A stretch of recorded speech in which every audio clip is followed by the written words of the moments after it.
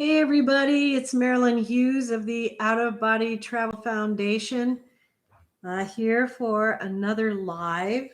Just a reminder, please subscribe to our channel, keeps us searchable, and please consider becoming a member. It helps keep our resources free for everyone in the world. This time, I wanted to share with you a teaching from Thich Nhat Hanh's Old Path, White Clouds.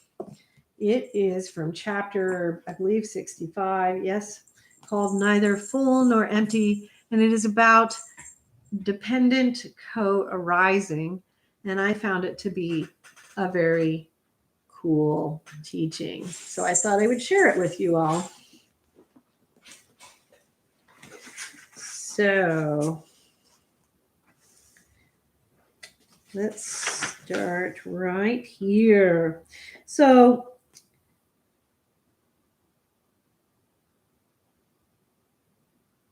the words full and empty have no meaning on their own. Full always means full of something, and empty always means empty of something. And so, please, Lord, could you explain that more? So here we go, right? Consider this: empty is always empty of something, such as empty of markets, buffaloes, villages, and bhikkhus. We cannot say that emptiness is something which exists independently. Fullness is the same. Hi, Aniel. Good to see you. Full is always full of something. Excuse me. Full of markets, buffaloes, villages, or bhikkhus. Fullness is not something which exists independently. At the present moment, we can say that the Dharma hall is empty of markets, buffaloes, and villages. As for all dharmas, if we say that all dharmas are full, what are they full of? If we say that all dharmas are empty, what are they empty of? Bhikkhus, the emptiness of all dharmas refers to the fact that all dharmas are empty of a permanent and unchanging self. That is the meaning of the emptiness of all dharmas. You know that all dharmas are subject to change and dissolution. Because of that, they cannot be said to possess a separate, independent self. Bhikkhus, empty means empty of self. Bhikkhus, there is no aggregate among the five aggregates that possesses a permanent, unchanging nature. All the aggregates of body, feelings, perceptions, mental formations, and consciousness are without a separate self. They do not possess a permanent and unchanging nature. A permanent and unchanging nature would be an essential self. Contemplating in order to see the absence of such an independent, separate self is contemplating emptiness. Ananda said, all dharmas are without a self. This we understand. But then, Lord, do the dharmas actually exist? The Buddha quietly looked down at the small table before him, on which was placed a bowl of water. He pointed to the bowl and asked Ananda, Ananda, would you say this bowl is full or empty? Lord, the bowl is full of water. Ananda, take this bowl outside and empty all the water out of it. Venerable Ananda did as the Buddha instructed. When he returned, he placed the empty bowl back on the table. The Buddha lifted the bowl and turned it upside down. He asked, Ananda, is this bowl now full or empty? Lord, it is no longer full, it is empty. Ananda, are you sure the bowl is empty? Welcome, Stark Ether. Yes, Lord, I am sure the bowl is empty. Ananda, this bowl is no longer full of water, but it is full of air. You have forgotten already.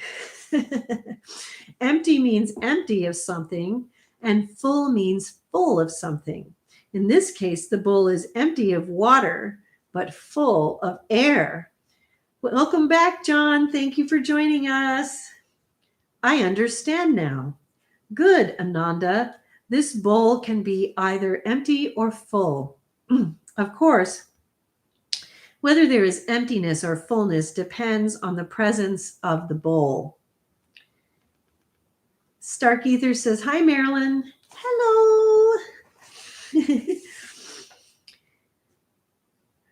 Okay, so presence of the bowl. There we are. Without a bowl, there would be no emptiness or fullness. It is just like the Dharma hall. In order for it to be full or empty, it must first be there. Ah, the bhikkhus suddenly exclaimed with one voice. Venerable Ananda joined his palms. Lord, then the dharmas do exist. The dharmas are real. The Buddha smiled. Ananda, don't be caught by words. If the dharmas are phenomena empty of self, their existence is not the existence of ordinary perception. Their existence has the same meaning as emptiness. Ananda joined his palms. Please, Lord, can you explain that further? Ananda, we have spoken about an empty and a full bowl. We've also spoken about an empty and a full Dharma hall. I've briefly spoken about emptiness. Let me speak more about fullness. Although we have agreed that the bowl on the table is empty of water, if we look deeply, we will see that it is not entirely true. The Buddha lifted the bowl and then looked at Ananda. Ananda, among the interwoven elements that has given rise to the bowl, do you see water? Yes, Lord. Without water, the potter would not have been able to mix the clay he used to fashion the bowl. Just so, Ananda, looking deeply, we can see the presence of water in the bowl, even though we earlier stated that it is empty of water. The presence of the bowl depends on the presence of water. Ananda, can you see the fire element in the bowl? Yes, Lord, fire was necessary to complete the bowl.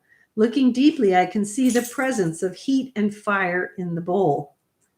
And Anayel says, I loved that one that you're reading. Here, Old Path White Clouds, Thich Nhat Hanh. And we both, I ran into chapter 65 first. And then when she caught up, she was like, yep, I relate to that chapter too. I like it. We both love this chapter. What else can you see? I see the air. Without air, the fire could not have burned and the potter could not have lived. I see the potter and his skillful hands. I see his consciousness. I see the kiln and the wood stacked in the kiln. I see the trees the wood came from. I see the rain, sun, and earth, which enabled the trees to grow. Lord, I can see thousands of interpenetrating elements which gave rise to this bowl. Excellent, Ananda. Contemplating the bowl, it is possible to see the interdependent elements which gave rise to the bowl. Ananda, these elements are present within and without the bowl. Your own awareness is one of the elements. If you took away heat and returned it to the sun, if you returned the clay to the earth and the water to the river, if you returned the potter to his parents and the wood to the forest trees, could the bowl still exist? Lord, the bowl could no longer exist. If you returned the interdependent elements which gave rise to the bowl to their sources, the bowl could no longer be present. Ananda, contemplating the law of dependent co-arising, we see that the bowl cannot exist independently. It can only exist in interdependent relation with all other dharmas. All dharmas depend on each other for birth, existence, and death. The presence of one dharma implies the presence of all other dharmas. The presence of all dharmas is implied by the presence of just one dharma. Ananda, this is the principle of interpenetration and interbeing. Ananda, interpenetration means that within this, that is, and within that, this is. For example, when we look at this bowl, we can see the potter, and when we look at the potter, we can see the bowl. Interbeing means that this is that, and that is this. For example, waves are water, and water is waves. Ananda, at present, there are no markets, buffaloes, or villages in the Dharma hall, but that is only from one viewpoint. In reality, Without the presence of markets, buffaloes, and villages, this Dharma hall could not exist. Thus, Ananda, when you look at the empty Dharma hall, you should be able to see the presence of markets, buffaloes, and villages. Without this, this is not. The basic meaning of emptiness, sunyata, is this is because that is. Hi, Raw Reverence. He says hello. Hi, Marilyn. Hi, Raw Reverence. Welcome back. The bhikkhus listened in perfect silence. The Buddha's words made a deep impression on them. After a brief pause, the Buddha lifted the empty bowl again and said, Bhikkhus, this bowl cannot exist independently. It is here thanks to all the things we consider non-bowl entities, such as earth, water, fire, air, potter, and so forth. It is the same for all dharmas. Every dharma exists in interdependent relation to all other dharmas. All dharmas exist by the principles of interpenetration and interbeing. Bhikkhus, look deeply at this bowl and you can see the entire universe. This bowl contains the entire universe. There is only one thing the bowl is empty of, and that is a separate individual self. What is a separate individual self?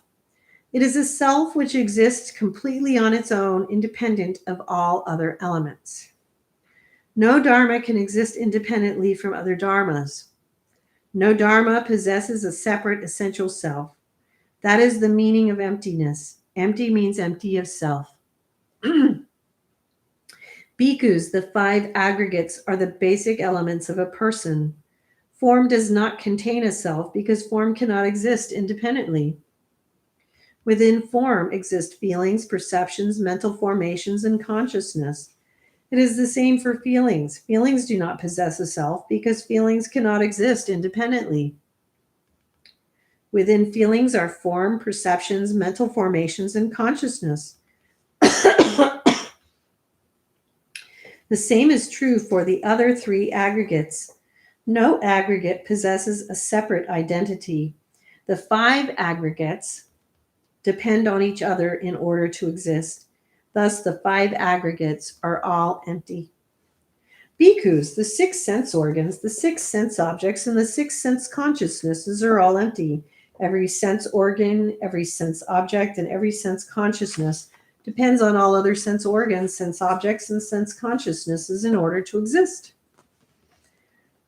No sense organ, no sense object, or sense consciousness possesses an independent, separate nature. Bhikkhus, let me repeat this so that it will be easy for you to remember. This is therefore that is. All dharmas depend on each other in order to exist. Thus, all dharmas are empty.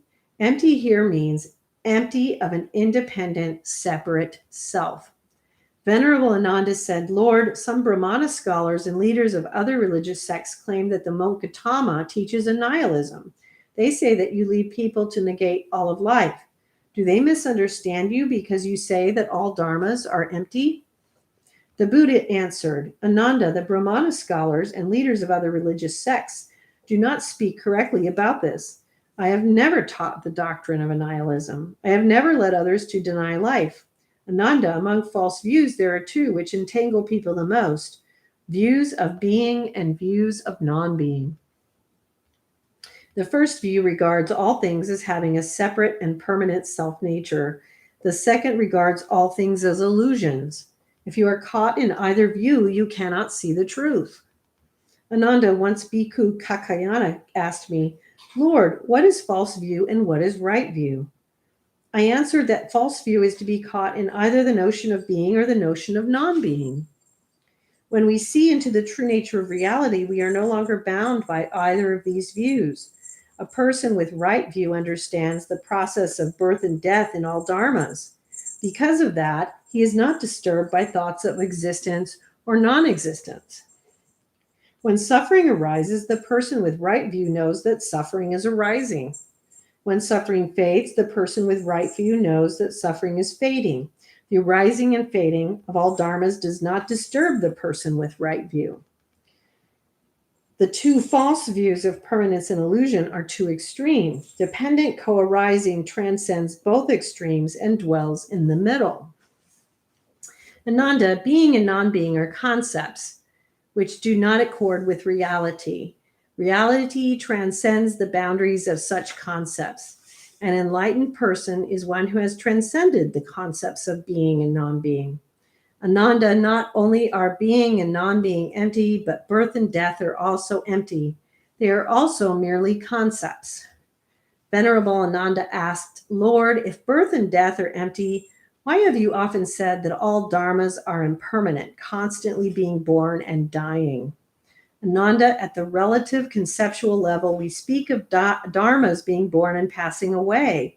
But from the point of view of the absolute, all dharmas are by nature birthless and deathless. Please, Lord, explain this. Ananda, take the example of the Bodhi tree you planted in front of the Dharma hall. When was it born? Lord, it was born 4 years ago, at the very moment the seed put forth roots. Ananda, before that, did the Bodhi tree exist? No, Lord. Before that, there was no Bodhi tree. Do you mean to say that the Bodhi tree arose from nothing? Can any Dharma come into being from nothing? Venerable Ananda fell silent. The Buddha continued, Ananda, there is no Dharma in all the universe which can come into being from nothing. Without the seed, there could be no Bodhi tree. The Bodhi tree owes its existence to the seed. The tree is the continuation of the seed. Before the seed penetrated roots into the earth, the Bodhi tree was already present in the seed. If a Dharma is already present, how can it be born? The Bodhi tree's nature is without birth. The Buddha asked Ananda, after the seed penetrated roots into the earth, did the seed die? Yes, Lord, the seed died in order to give birth to the tree. Ananda, the seed did not die. To die means to pass from existence to non-existence. Is there any Dharma in all the universe which can pass from existence to non-existence? A leaf, a mote of dust, a trail of incense smoke, none of these can pass from existence to non-existence. All these dharmas transform into different dharmas. That is all. The Bodhi seed is the same. The seed did not die. It transformed into a tree. The seed and the tree are both birthless and deathless. Ananda, the seed and the tree, you, me, the bhikkhus, the dharma hall, the leaf, the dust mote, a trail of incense, smoke, all are without birth and death. Ananda, all dharmas are without birth and death. Birth and death are only mental concepts. All dharmas are neither full nor empty, neither created nor destroyed, neither defiled nor immaculate, neither increasing nor decreasing, neither coming nor going, neither one nor many. All these are merely concepts. Thanks to the contemplation on the empty nature of all dharmas, it is possible to transcend all discriminating concepts in order to realize the true nature of all things. Ananda, the true nature of all things is that there is neither full nor empty, birth nor death, becoming nor dissolving. It is based on that true nature that the world of birth and death, fullness and emptiness, becoming and dissolving arises. If not, how could there be a way out of birth and death, fullness and emptiness, becoming and dissolving? Ananda, have you ever stood on the seashore and watched the waves rise and fall on the surface of the sea? Birthless and deathlessness are like the water. Birth and death are like the waves. Ananda, there are long waves and short waves, high waves and low waves. Waves rise and fall, but the water remains. Without water, there could be no waves. The waves return to water. Waves are water, water is waves. Though the waves may rise and pass away, if they understand that they themselves are the water, they will transcend notions of birth and death. They will not worry, fear, or suffer because of birth and death. Bhikkhus, the contemplation on the empty nature of all dharmas is wondrous. It leads to liberation from all fear, worry, and suffering. It will help you transcend the world of birth and death. Practice this contemplation with all your being. The Buddha was finished speaking. Venerable Savasti had never heard the Buddha speak more profoundly or wondrously.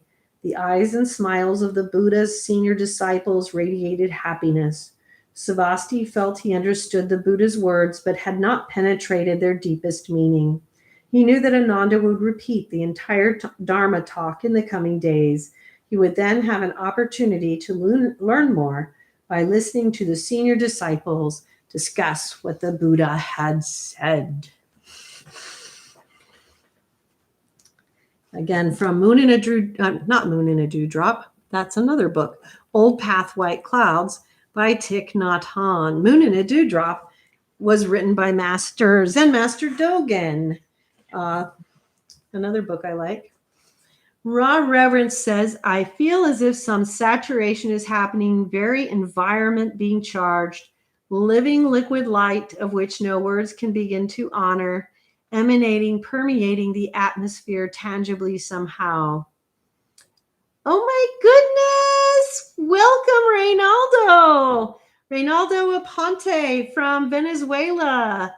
The Aponte family. Remember, everyone, we have been trying to help the Aponte family for a couple years here through our charitable foundation at the website.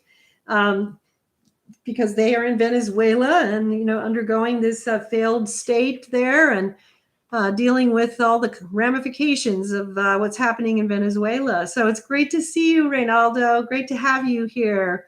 Anna Yell says, great book. Yes, we both have enjoyed reading this book together, have we not?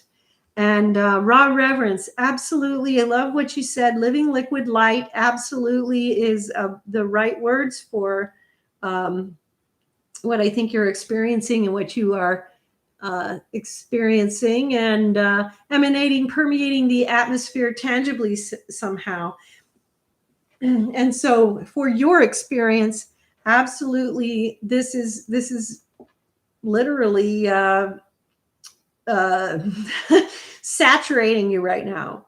And that's why you're feeling all these things and the experiences that you're having, because literally you are being submerged in the living liquid light.